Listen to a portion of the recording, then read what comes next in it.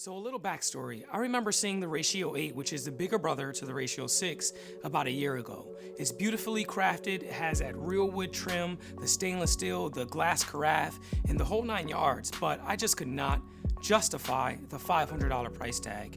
And when you look at the Ratio 6, you're like, that's something I can rock with because it's $150 cheaper at $345. Here's why it's the best value for most people. The Ratio 6 is aesthetically pleasing. There's a very subtle slant to the design that keeps it from being boring to look at, and it'll definitely be a statement piece in your kitchen. It comes in 3 colors: matte stainless, matte black, and white. The matte black is super stealthy, but still commands attention. It seems like something Darth Vader would design and personally use. It's that sleek.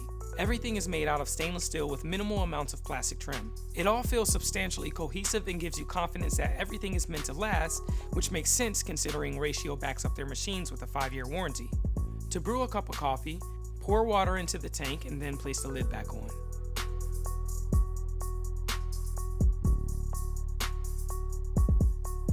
Pour coffee grinds into a flat bottom filter, then stack the drip basket on top of the thermal carafe by aligning the handles. Then attach the heat lid to the top of the drip basket to increase brewing temperature and slide the thermal tower onto the pad. Press the capacitive touch button to start the brewing process. First, the Ratio 6 will dampen the coffee grinds just enough for them to bloom and release carbon dioxide. Then it'll move to the brew stage and begin showering the coffee grinds at intervals to mimic the manual pour-over technique. Once the coffee is ready, the ready light will slowly pulse. There are no beeps, so don't forget to come back to check on your coffee after about 7 minutes if you're brewing a full batch.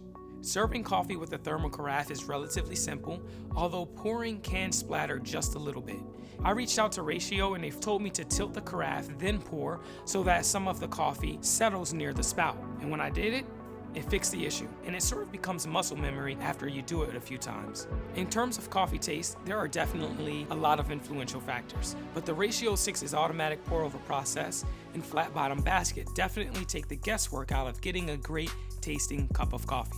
So if the Ratio 6 is in your budget, then I wouldn't hesitate on getting one. It gets a go for me. Thanks, y'all.